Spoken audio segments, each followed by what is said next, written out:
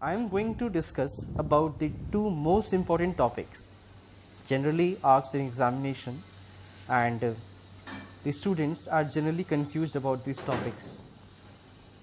So मैंने try किया है कि ये दो टॉपिक को आप सभी बच्चों को बहुत ही सरलता से समझाया जा सके। आइए देखते हैं, इन दोनों टॉपिक्स को हम लोग कह सकते हैं, पहला topic credit creation bye commercial bank and दूसरा जो सबसे इंपॉर्टेंट है वो है credit control by central bank. Fine. तो पहला topic credit creation bye commercial bank, इसे हम money creation bye commercial bank भी बोल सकते हैं। देखिए, किसी भी टॉपिक को समझने के पहले हमें उनके बारे में पता होना चाहिए, बेसिक्स आइडिया तो होने ही चाहिए। जैसे कि आप सबको पता होगा कि क्या होता है कमर्शियल बैंक या क्रेडिट क्रिएशन। हम आम जिंदगी में अपने आसपास, अपने घरों के आसपास जो बैंक्स देखते हैं, जैसे state bank of India, HDFC housing development bank of India, ICICI bank है, और भी कई सारे बैंक है जैसे PNB बैंक है।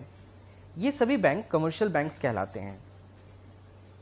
वे बैंक जिनका दो ही प्राइमरी फंक्शन होता है, पहला accepting deposit from the general public and दूसरा providing loan to any individual, industry और any business firms. Fine. Now commercial bank के बारे में आप लोगों को क्लियर हुआ। क्रेडिट क्रिएशन क्या होता है इसके बारे में भी जान लीजिए।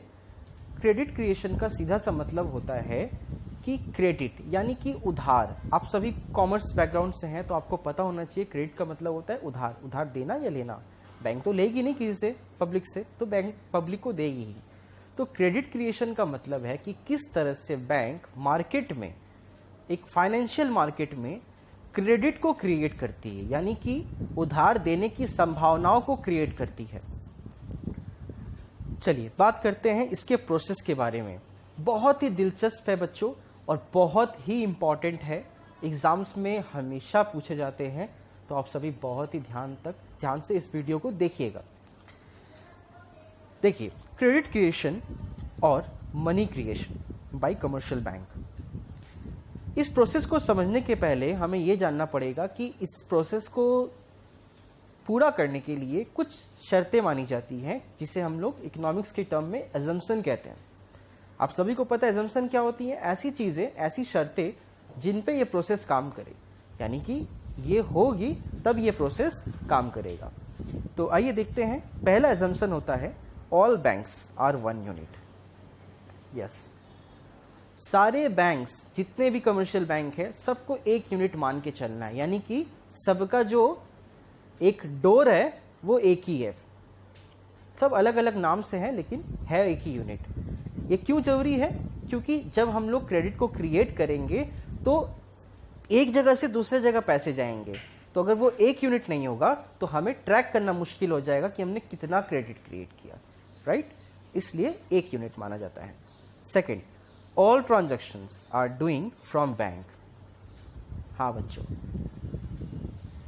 इसका मतलब ये होता है कि हमें ये मान के चलना है कि जितनी भी ट्रांजैक्शंस है, जितने भी पैसे के एस्पेक्ट में लेन देन होते हैं, मॉनिटरी ट्रांजैक्शंस, सारे बैंक के थ्रू हो रहे हैं।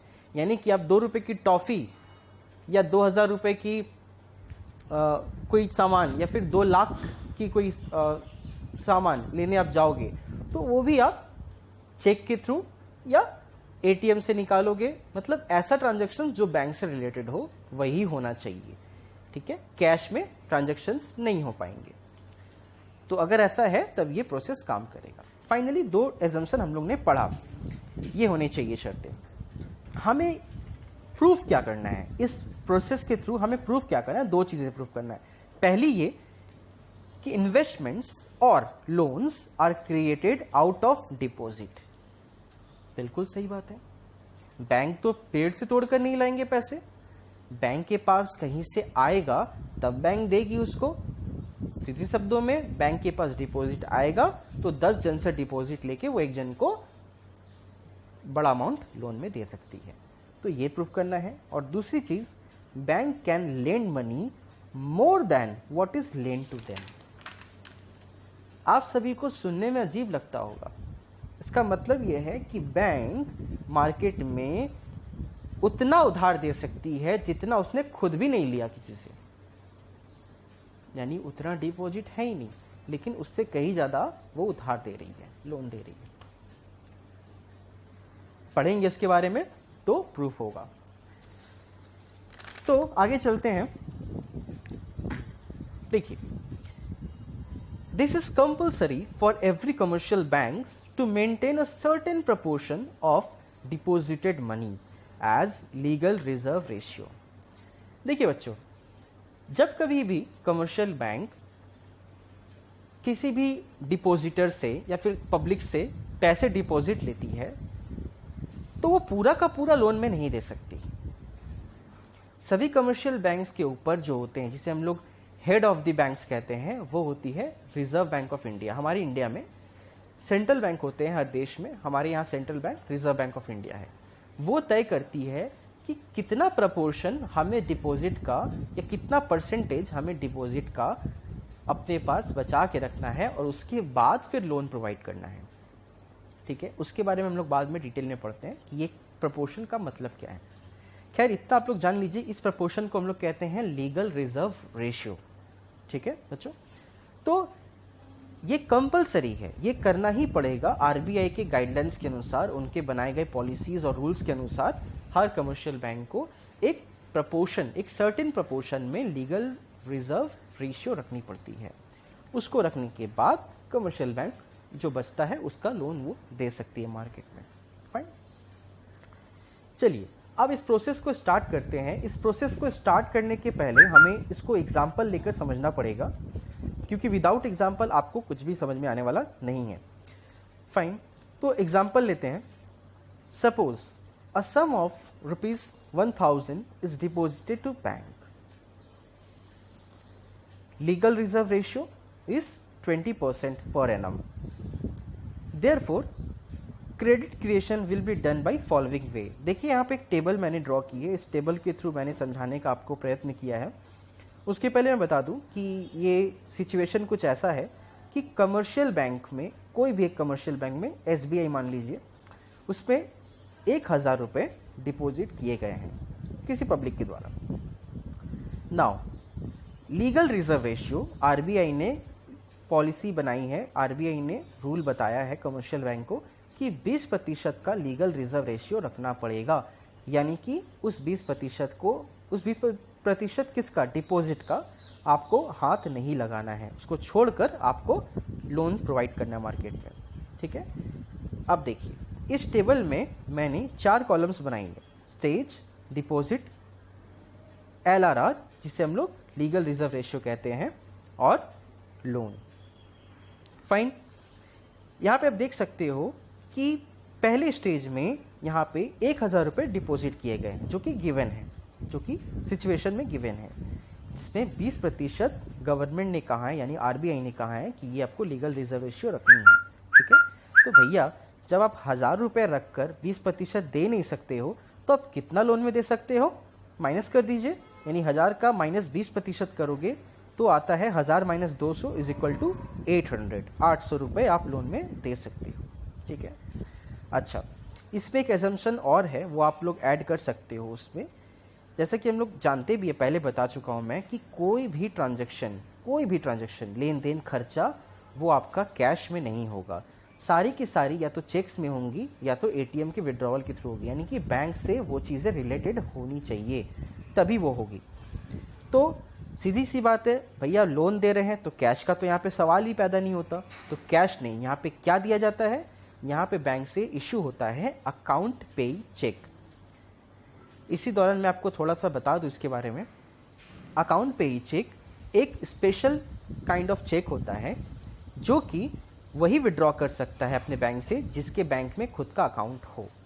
यानी कि आप देख सकते हो कि सारी ट्रांजैक्शन, सारे लेन देन किसके निगरानी में हो रहे हैं? बैंक्स के निगरानी में, सो दैट वो लोग ट्रैक कर सके कितना क्रेडिट क्रिएट हुआ। फाइन, तो ये 800 रुपये का चेक बैंक ने प्रोवाइड किया, ठीक है, लोन लेने वाले को। वो 800 रुपये का चेक लाकर वापस अपने बैंक में डिपॉजिट किया, बिकॉज अकाउंट पे ही चेक था, जब तक डिपॉजिट नहीं करता तो नहीं मिलता। अब उसने अपने अकाउंट में डिपॉजिट कर दिया। जब उसने डिपॉजिट किया तो बैंक के पास वापस कितने रुपए आ गए? 800 रुपए आ गए। अब वापस से उस बैंक को क्या करना पड़ेगा? लीगल रिजर्व रेशियो को रखना पड़ेगा, जो कि 20% है। तो 800 का 20% कितना होता है? 160 रुपए। उसको रखने के बाद वो जो 640 रुपए बचते हैं वो लोन में प्रोवाइड करेगा। फिर से वही प्रोसेस होता है, अकाउंट पे एक चेक देता है, फिर वो जो लोन होल्डर है वो उसको उठाकर अपने वापस बैंक में डालता है, फिर बैंक के पास आ जाता है कितना? 640 रुपए। फिर वो 20% रखता है, जिसका अमाउंट 128 रुपए होते हैं, उसको माइनस करके जो बचे के 512 रुपए है वो फिर जाकर किसको दे देता है? वापस लोन में दे देता है। तो देखिए, इस तरह से चलते चलते लास्ट में एंड तक वो किस रूप में आता है? डिपॉजिट आपका टोटल हो जाता है 5000, LRR आपका टोटल हो जाता है 1000 और लोन अमाउंट टोटल आपका हो जाते हैं 4000। ठीक है।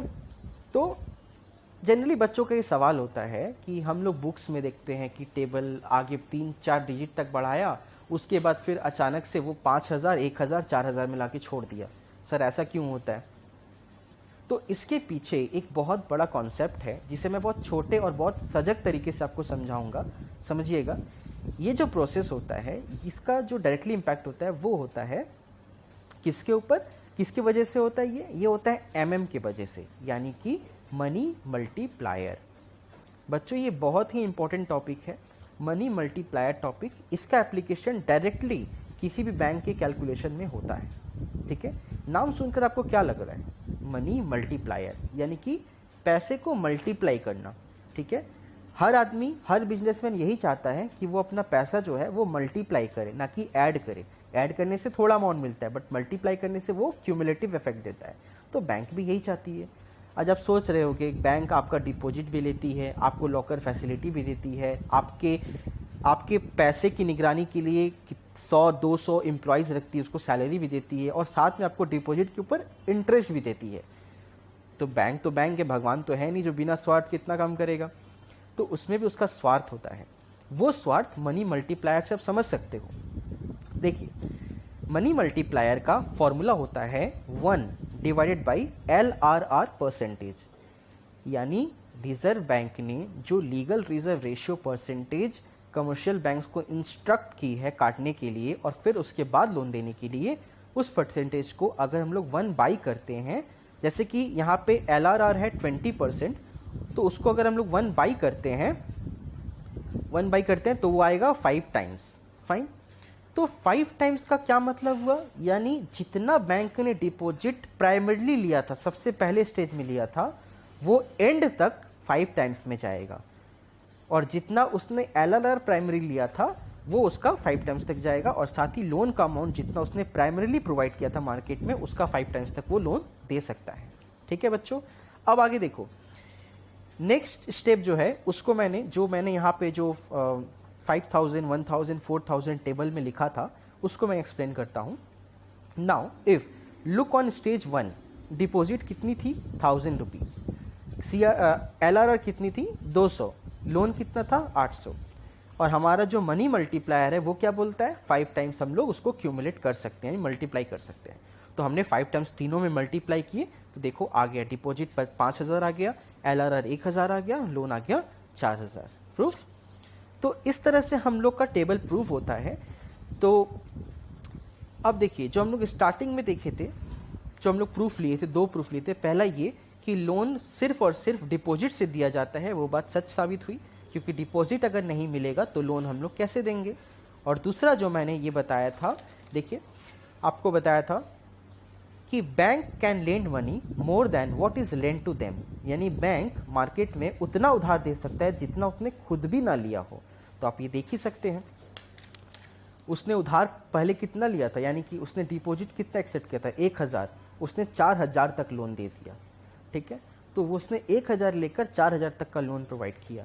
तो यही होता है बच्चों क्रेडिट क्रिएशन। इस तरह से कमर्शियल बैंक्स मार्केट में क्रेडिट को सप्लाई करती है, जिससे इंडिविजुअल्स और बिजनेसमैन अपना काम ठीक तरह से कर पाते हैं। And commercial banks are also playing a vital role in the economy of our country. Fine. तो ये टॉपिक यहीं पर समाप्त होता है। अगले वीडियो में मैं आपको दूसरा टॉपिक बताऊंगा जिसका जिक्र मैंने इस वीडियो में किया है, credit control by central bank और Reserve Bank of India in India.